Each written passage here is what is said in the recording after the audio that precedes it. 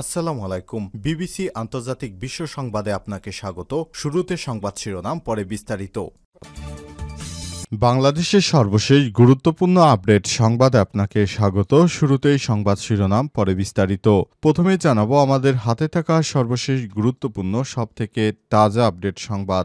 12 বছর জেল খেটে বের হওয়া যুবদল কর্মীকে প্রকাশ্যে গুলি করে হত্যা। চট্টগ্রামের আউজান উপজেলায় দিনের বেলায় প্রকাশ্যে নিজ বাড়ির অদূরে গুলি করে এক যুবদল কর্মীকে খুন করা হয়েছে আজ। পৌরসভা ৯ নম্বর ওয়ার্ডের চারাবটতলা এলাকায় রশিদপাড়া সড়কে এই ঘটনা ঘটে। এরপর জানাবো ইউপিডিএফের গুলিতে নিহত ৩ যুবকের বিচারের দাবিতে বিক্ষোভ। সম্প্রতি খাগড়াছড়িতে ইউনাইটেড পিপল ডেমোক্রেট ফ্রন্ট বা ইউপিডিএফের গুলিতে নিহত ৩ যুবকের বিচারের দাবিতে বিক্ষোভ সমাবেশ অনুষ্ঠিত হয়েছে। আজ শহরের বনরূপায় পার্বত্য চট্টগ্রাম ছাত্র পরিষদ পিসিসিপি ব্যানারে এই বিক্ষোভ সমাবেশ অনুষ্ঠিত হয়। এদিকে মেট্রো রেল দুর্ঘটনায় নিহত ব্যক্তির পরিবারকে ২ কোটি টাকার ক্ষতিপূরণ কেন দেয়া হবে না রুল জারি। মেট্রো রেলের সার্বিক নিরাপত্তা এবং দুর্ঘটনার বিষয়টি খতিয়ে দেখতে একটি বিশেষজ্ঞ কমিটি গঠন করে আগামী ৩০ দিনের মধ্যে রিপোর্ট দিতে নির্দেশ দিয়েছেন হাইকোর্ট। একই সঙ্গে মেট্রো রেলের বেয়ারিং প্যাড খুলে নিহত হওয়া ব্যক্তির পরিবারকে ২ কোটি টাকা ক্ষতিপূরণ কেন দেয়া হবে না তা জানতে চেয়ে রুল জারি করেছে হাইকোর্ট। জানাবো বিমানবন্দরে বোর্ডিং ব্রিজে লন্ডনগামী বিমানের ধাক্কা। অতঃপর সিলেটের ওসমানী আন্তর্জাতিক বিমানবন্দরে বোর্ডিং ব্রিজে ধাক্কা লেগেছে লন্ডনের হিথ্রোগামী বিমান বাংলাদেশ এয়ারলাইন্সের একটি বিমানের। এতে করে সময়মতো বিমানটি ছেড়ে যেতে পারেনি। এই ঘটনায় ওই ফ্লাইটে যাত্রী ছিল ২৬২ জন। এবং সর্বশেষ জানাবো প্রয়োজনীয় সংস্কারের পর জাতীয় নির্বাচন ব্যর্থ হলে ডক্টর ইউনূস সরকারের দায়। দেশে প্রয়োজনীয় সংস্কারের পর জাতীয় নির্বাচনের ব্যর্থ হলে দায় ডক্টর ইউনূস সরকারকে নিতে হবে বলে মন্তব্য করেছেন বিএনপির মহাসচিব মির্জা ফখরুল ইসলাম। আজ জাতীয় প্রেস ক্লাবে আয়োজিত এক অনুষ্ঠানে বিএনপির মহাসচিব মির্জা ফখরুল ইসলাম আলমগীর এসব কথা বলেছেন। এ সময় তিনি নেতাকর্মীদেরকে সতর্ক থাকার আহ্বান জানান। প্রিয় দর্শক, এতক্ষণ শুনছিলেন সংবাদ শিরোনাম, এবারে বিস্তারিত। তবে তার আগে বন্ধুরা অনুরোধ থাকবে এই সংবাদটিতে একটি লাইক দিন। এই চ্যানেলে আপনি নতুন হয়ে থাকলে আমাদের সংবাদটি দেখতে দেখতে চ্যানেলটি সাবস্ক্রাইব করে রাখুন। কমেন্ট করে বন্ধুরা আপনার মূল্যবান মতামত জানিয়ে দিন আপনি বিশ্বের কোন দেশ থেকে বা বাংলাদেশের কোন স্থান থেকে আমাদের সংবাদটি দেখছেন এবং শুনছেন। আর বন্ধুরা সংবাদটি আপনার সোশ্যাল মিডিয়া ফেসবুকে শেয়ার করে বন্ধুদেরও দেখার সুযোগ করে দিন। এবারে বিস্তারিত। 12 বছর জেল খেটে বের হওয়া যুবদল কর্মীকে প্রকাশ্যে গুলি করে হত্যা। চট্টগ্রামের আউজান উপজেলায় দিনের বেলায় প্রকাশ্যে নিজ বাড়ির অদূরে গুলি করে এক যুবদল কর্মীকে খুন করা হয়েছে আজ। রাউজান পৌরসভা ৯ নম্বর ওয়ার্ডের চারাবটতলা এলাকার রাশিদাপাড়া সড়কে এই হত্যাকাণ্ডের ঘটনা ঘটে।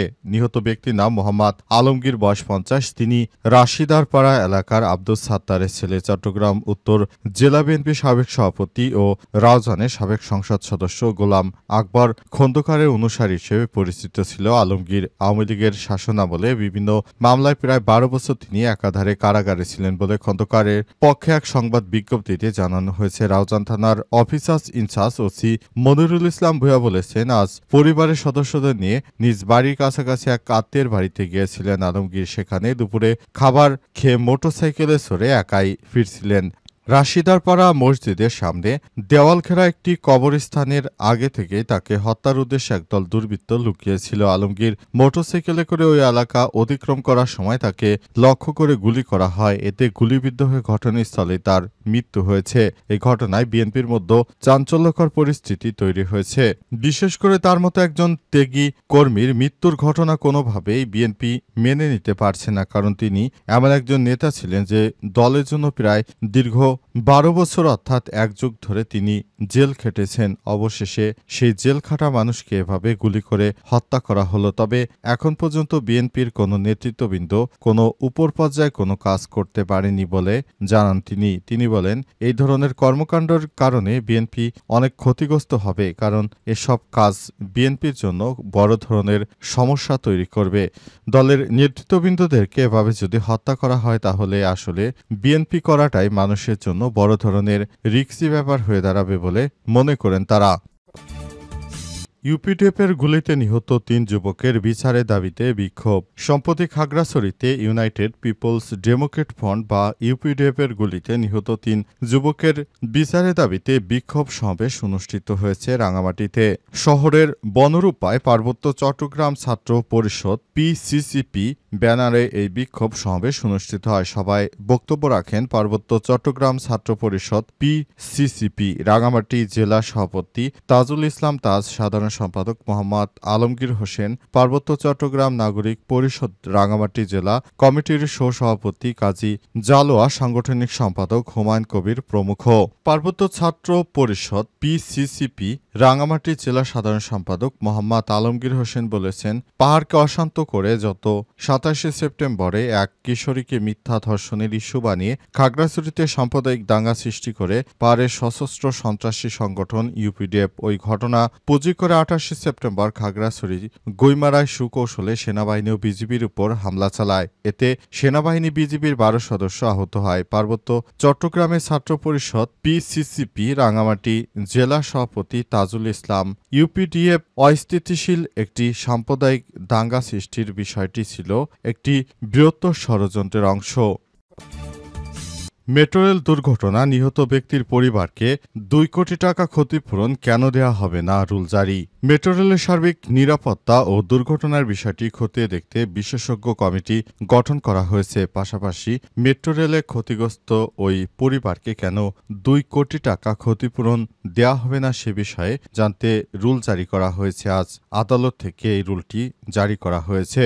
বিচারপতি ফাহমিদা কাদের ও বিচারপতি আসিফ হাসানের হাইকোর্ট বেঞ্চে আদেশ দেন মেট্রো রেল ও সব ফ্লাইওভারের বেয়ারিং প্যাডের গুণগত মান নির্ণয় কমিটি গঠনের নির্দেশনা চেয়ে হাইকোর্টের করা রিট আবেদনের পরিপ্রেক্ষিতে এই নির্দেশনা দেওয়া হয়। গত সোমবার মেট্রো রেল ও সব ফ্লাইটের বেয়ারিং প্যাডের গুণগত মান নির্ণয় কমিটি গঠনের নির্দেশনা চেয়ে হাইকোর্টে রিট করেন আইনজীবী barrister Abdullah Al Mamun. রিটে metro rail ও সব ফ্লাইওভারে ব্যবহারের বেয়ারিংগুলো যথাযথভাবে চেক করার জন্য নির্দেশনা দেওয়া হয়। পাশাপাশি ভবিষ্যতে যেন এই ধরনের কোনো বড় দুর্ঘটনা না হয়, যে দুর্ঘটনায় মানুষের জীবন পর্যন্ত চলে যেতে পারে, এই দুর্ঘটনা যেন না হয় সে ব্যাপারে সবাইকে আরও সতর্ক থাকার প্রতি আহ্বান জানানো হয়েছে। প্রয়োজনে সবাইকে নিয়ে একটি ভালো অবস্থানে যাওয়ার জন্য বলা হচ্ছে, যে বিষয়গুলো খুবই দ্রুততার সঙ্গে করা হচ্ছে।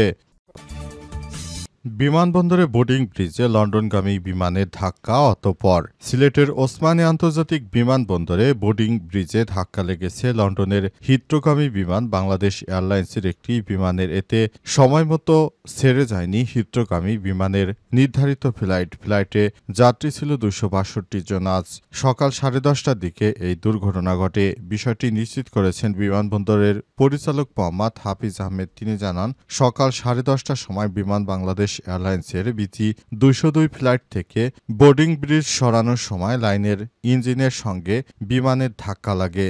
এ সময় উঠতে পারেনি নির্ধারিত ফ্লাইট। দুপুর ২:৩০টায় রিশিডিউল করা হয়েছে। ঢাকা থেকে আরেকটি বিমান সিলেটে আনা হচ্ছে। ওই ফ্লাইটের জন্য বর্তমানে প্রকৌশলীরা বিমানের অবস্থা পরীক্ষা নিরীক্ষা করছেন এবং পরীক্ষা নিরীক্ষা করার পর বিমানটি আদতে আকাশে উঠতে পারবে কিনা সে বিষয়টি তারা নির্ধারণ করবেন এবং নির্ধারণ করার পরবর্তীতে বিমানটি আকাশে ওড়ার ব্যাপারে তারা চেষ্টা করবে এবং এ বিষয়টি নিয়ে তারা বদ্ধপরিকর। এ অবস্থায় সমস্যাগুলো সমাধানের জন্য প্রকৌশলীরা চেষ্টা করছেন বিমানটি যেন যথাযথভাবে লাইন অফ কন্ট্রোলের মধ্যে এসে তারপর সবকিছু আবার নিয়ন্ত্রণ করা যায় সে ব্যাপারে তারা কাজ করছে। ইতিমধ্যে বিমানে প্রকৌশলীরা তাদের কাজটি যথাযথভাবে শুরু করেছে এবং ঢাকা থেকে আরেকটি বিমান এনে সেই বিমানে ফ্লাইট পরিচালনা করা হবে বলে বিমানের পরিচালক বিষয়টি নিশ্চিত করেছেন।